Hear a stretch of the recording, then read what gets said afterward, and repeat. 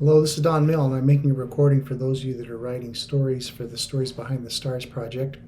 If you hear a little bit of buzzing in the background, it's because our neighbor's doing some tree removal and it's kind of noisy. I'm not sure how much my unidirectional mic is only picking up my voice, so that's what the buzzing sound is in the background in case that shows up.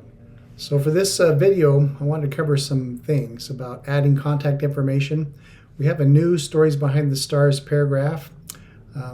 We want to make sure that you've added contact information to that. I also want to talk a little about the internal fold 3 and how together we serve the contact forms. They don't transfer over to each other. And I wanted to just quickly show how the Stories Behind the Stars project can be flagged on fold 3, and also how the association gets flagged on Together We Serve. So first of all, let's talk about the Stories Behind the Stars paragraph.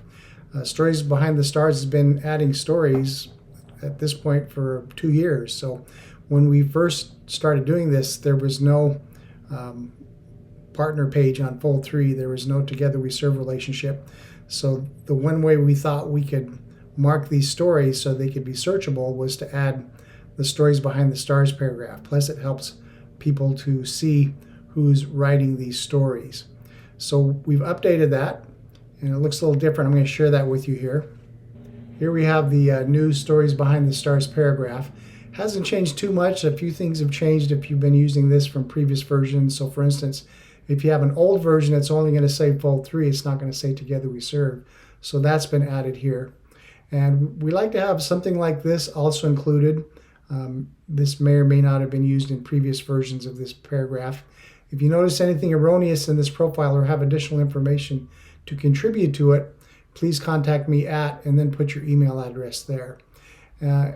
Some people have concerns about using their basic email and just passing it out to whoever might contact them and getting it added to spamming and stuff like that. So those are legitimate concerns. And if those are something you want to avoid, we would ask that you maybe come up with a separate email specifically for this project. And if that doesn't work at last resort, then if you could put in this final sentence instead: if you notice anything erroneous in this profile or have additional information to contribute to it, please email feedback@storiesbehindthestars.org. Those will come to me, and then I should be able to pass that on to you. But with tens of thousands now of stories that we've done, I'm hoping we don't have to use that too often, that most people will be okay with using either an existing email or a special one they set up for here. I wouldn't worry and go back to any stories you've done in the past to change this information. But going forward, this is kind of what we're wanting people to use. And you can find this in our bootcamp material. And I'll also save it in the comments on the YouTube video, so you can cut and paste that into wherever you keep standard information like this. If you're saving your stories to Together We Serve, there is a way for people to contact you through Together We Served.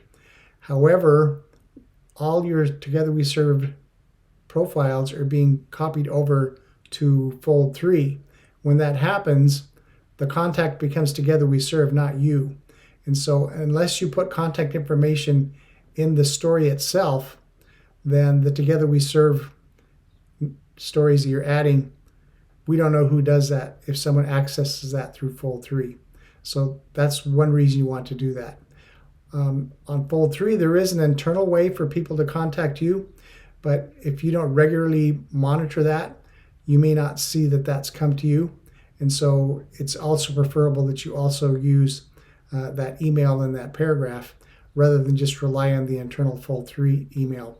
Eventually, this isn't planned anytime soon, but eventually it will be possible, hope it is possible, for the fold 3 stories to be transferred over to Together We Serve. So they're on both platforms. Right now we've got 14,000 stories on fold 3, and we have between 2,000 and 3,000 stories on Together We Serve. So eventually we'd like to give people the option of using either one of those platforms to view them. So if you have your contact information there in the story section on fold 3, if it's moved back over to Together We Serve, we still keep your information for contacting purposes. I wanted to show you 2 quick things that you should be aware of that you can also use to help identify the project, not necessarily just yourself, but the project. So here's a story on fold 3. And if you go on the facts page, over here to the right, this one has tagged Stories Behind the Stars.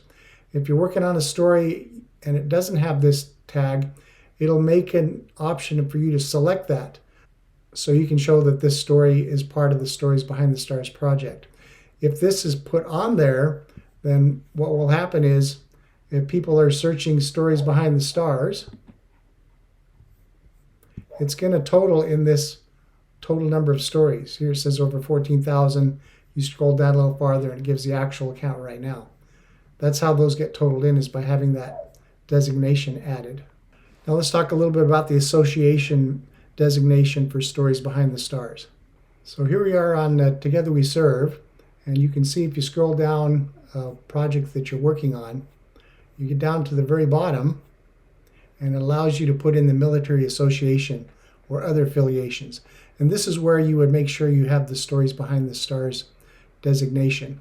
And this one shows Stories Behind the Stars, also shows Utah, because when we added it as a chapter in Utah, so that it totals up as both a Utah subtotal or the total for Stories Behind the Stars. I want to talk a little bit about why we want to have your contact information at the story page. And this is because we'd like you to be available to respond to some inquiries. Most often my experience is that those are thank yous from family members who are perhaps looking up information online about this person that maybe they don't know very well, and they're just going to send you a thank you for having written that story. Sometimes it'll be family members, and sometimes it might be someone that's like a historian with information specific to a unit. They may contact you and say, hey, I've got some extra information. If you could add that, that would be great. So sometimes it's a photo, or sometimes it's more details than you had. And so if we have your contact information, then we have ways to make these stories more complete. Because we think going forward, for most of these people that aren't Medal of Honor heroes, the story you've written is going to be the one that's going to be most accessed anywhere in the world. And so we want to make sure that it's as complete as possible. You may also get some inquiries from people that might have spot something and ask you to make a correction. And I know I've appreciated that before, where maybe the time I was adding the story, it was late at night and I didn't proof it as well, and I got a year wrong. So if someone notices I typed in 1954 instead of 1945, I appreciate it if people contact me so I can make corrections. This is especially important if you're saving to fold 3, because no one can correct or change your stories. If you're using Together We Serve, it's possible that if someone has editing access, that rather than bother you with some minor issues, they may just go in and make a quick fix, and then they'll just send you a heads up saying, hey, we noticed this was an error, so I made that quick change. So for instance, one thing, we have someone that's really good at identifying medals and awards for Air Force names. So he's able to go in, because he has editing rights, and make some additions that most of us wouldn't know to put in correctly. So those are very helpful. So those are the main reasons why we want to have your contact information there. So people can thank you, you can add more information, you can make corrections. In the end though, these are like, I would say, a flower arrangement, in that there isn't no perfect way or expected way that these be written. So if people are sending you really, really detailed requests on things to do, I leave it up to you to decide what to leave in or what's more of a styling issue. And no one, we expect, should write a standard, everything looks the same. So that's a personal decision on how you may want to address some of the requests you get.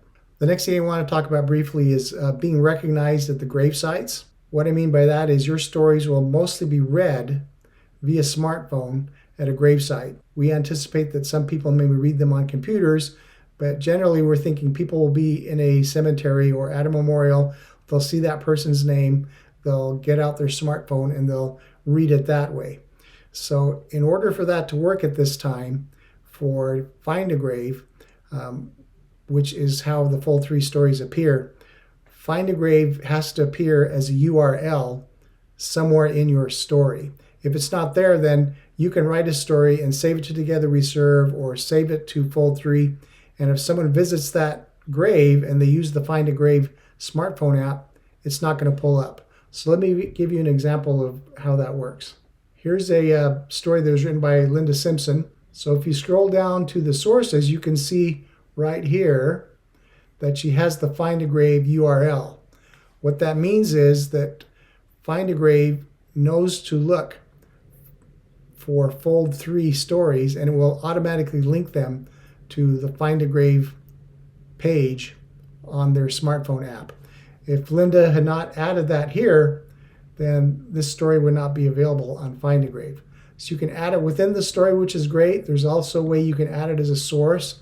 You could have gone in here and press add source, and you could have added it here, or it shows up under the source URLs because it was added that way in this case. So either way works. So Faith A. McGinnis, who was one of the first Tuskegee Airmen, died in a training accident.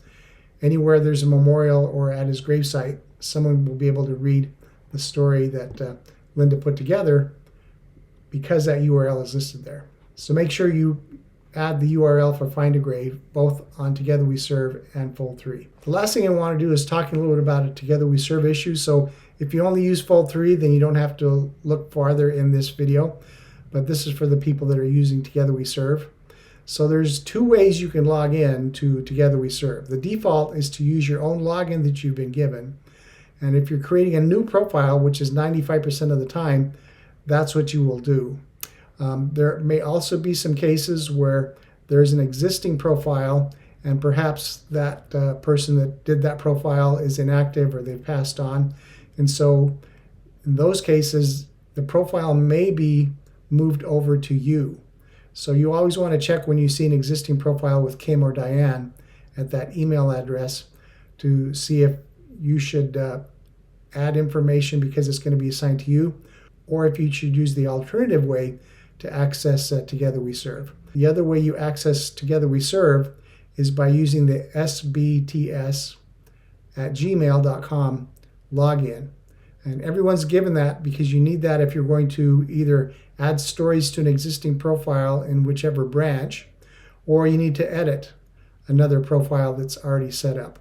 Only about 5% of the World War II fallen have an existing Together We Serve profile.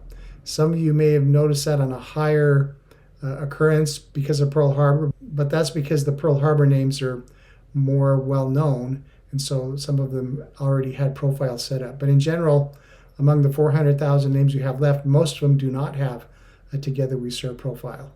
But if they do, you want to make sure that you use the Stories Behind the Stars special login, SBTS@gmail.com. Now, there's one thing you need to remember if you do that, and that is because you're signing in under SBTS, we don't know who you are. So in cases like this, it is important that you go in to the story and add your contact information there so we know that it's you, because it's only going to appear on Together We Serve under the sign-in as SBTS. So in that way, we'll always know that you are the writer of the stories, even if it's added to an existing profile. I'd like to thank all our volunteers for helping. Sometimes these things get kind of technical and detailed, but I think they're easy enough that once you figure, yeah, that makes sense, that it's easy to adapt. So thanks for your help, and anytime anyone has any questions, feel free to send them my way, and we may end up making some more of these help videos. Bye-bye.